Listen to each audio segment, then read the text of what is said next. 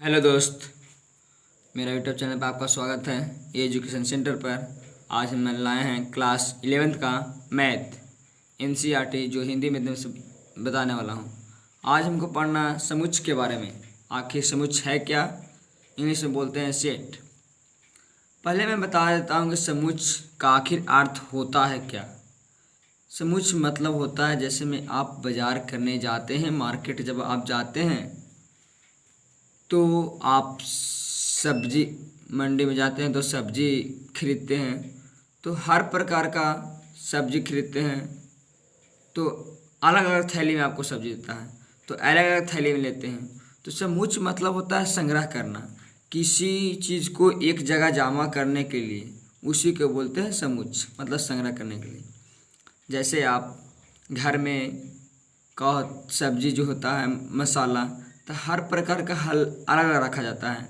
जो होता है एक मसाला अलग डिब्बा में रखा जाता है और मसाला सब अलग अलग में रखा जाता है, तो उसी को बोलते हैं समुच्चय, मतलब संग्रह। समुच्चय का अर्थ होता है संग्रह। संग्रह मतलब जमा करना, किसी भी चीज़ को जमा भी करना, उसी को समुच्चय कहते हैं।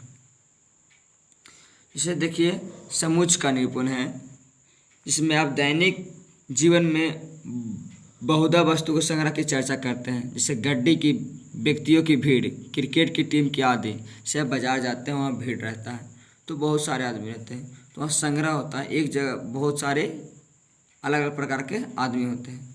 तो देखिए मैं पढ़ता हूँ, यहाँ बोल रहा 10 से कम प्राकृत संख्या। तो 10 से कम प्राकृत संख्या है 1, 3, 5, 7, 9, ये विषम प्राकृत संख्या है। 10 से कम।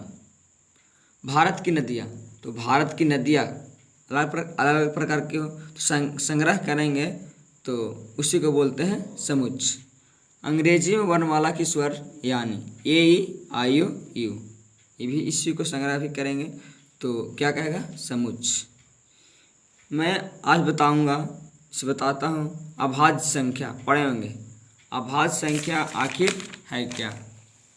तो अभाज्य संख्या आप पढ़े होंगे क्लास 9th या 10th में। तो वैसा संख्या जिसका गुणनखंड 2 गो हो।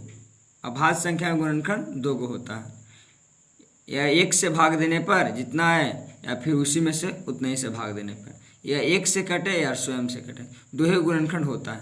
देखिए आज कुछ महत्वपूर्ण बताने वाला हूँ। पहला मैं बताऊँगा प्राकृत संख्या का समुच्चय क्या है। आज मैं पढ़ा रहा हूँ चैप्टर समुच्चय, पहला चैप्टर। तो आखिर समुच्चय, तो बोल रहा कि प्राकृत संख्या का समुच्चय क्या है। तो मैं बताने वाला हूँ प्राकृत संख्या का समुच्चय गिनती की सभी संख्याओं को प्राकृत संख्या का समुच्चय कहता है। जैसे 1, 2, 3, 4, 5, 6, 7 मतलब अनंत तक। फिर बोल रहा पूर्णांक का समुच्चय।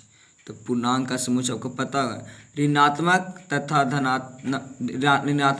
धनात्मक के परिवार को पूर्णांक का समुच्चय कहता है। जैसे -3, -4, -5, फिर उस साइड लीजिए +5, 6, 7 पूर्णांक का समुच्चय। परिमेय संख्या का समुच्चय, परिमेय संख्या पढ़े होंगे कि वैसे संख्या जो P/Q के रूप में लिखा हो, P और Q पूर्णांक हो और P=0 न हो, तो उसे परिमेय संख्या का समुच्चय कहते हैं। अब पढ़ना वास्तविक संख्या का समुच्चय। तो वास्तविक संख्या का समुच्चय पढ़े होंगे कि परिमेय संख्या तथा परिमेय संख्या के परिवार को वास्तविक संख्या का समुच्चय कहा जाता है। और इस आप लोगों को पता होगा धन पूर्णांक का समुच्चय और धन परिमेय संख्या का समुच्चय और धन वास्तविक संख्या का समुच्चय। धन मतलब हमेशा धनात्मक का, तो ये पता होने वाला। आज हम कुछ एग्जाम्पल बताएंगे। चैप्टर तो जान ही रहे कि आज पढ़ना समुच्चय सेट, उसके बारे में आज कुछ उदाहरण 3-4 को उदाहरण बताऊंगा और फिर नेक्स्ट वीडियो में एक्सरसाइज देखूंगा। तो देखिए मैं पहला उदाहरण है, पहला उदाहरण बोल रहा तुम्हारा कि समीकरण x² + x - 2 = 0 का हल समुच्चय रजिस्टर के रूप में लिखें। तो मैं पहले थोड़ा सा बना चुका हूँ, थोड़ा सा देख लीजिए। x² + 2x - x, तो 2x में से x गया मेरा आया +x, 2x में से 1 से गुना करेंगे तो उतना ही आएगा, तो बराबर 0। तो इसमें देखिए यहाँ x² + 2x है, यहाँ पर इसका घात है तो 1 कॉमन लिए तो 1 बच गया, तो x + 2, ठीक है। और इसमें माइनस है तो माइनस एक कॉमन लिए तो बच गया एक्स, और माइनस माइनस प्लस तो बच गया एक्स प्लस टू बराबर 0। एक हो गया एक्स प्लस टू और एक हो गया एक्स माइनस वन। अगर इसको आखिर निकालेंगे तो ये प्लस से तो इधर जाके माइनस में जाएगा तो एक्स बराबर माइनस टू और एक्स बराबर एगो माइनस इधर आके प्लस में एक्स बराबर एक।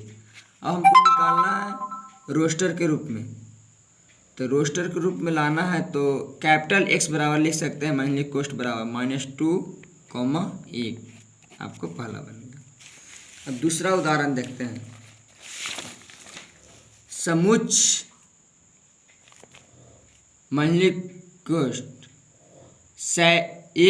Capital X says dash capital X एक धन पूर्णांक है और एक्स स्क्वायर 40 का रोस्टर रूप में लिखिए। इस बोल रहा है, क्वेश्चन का बोल रहा है कि 40 से छोटा जितना वर्ग रहेगा धनात्मक पूर्णांक, मतलब जितना वर्ग रहेगा उसको लिखना है।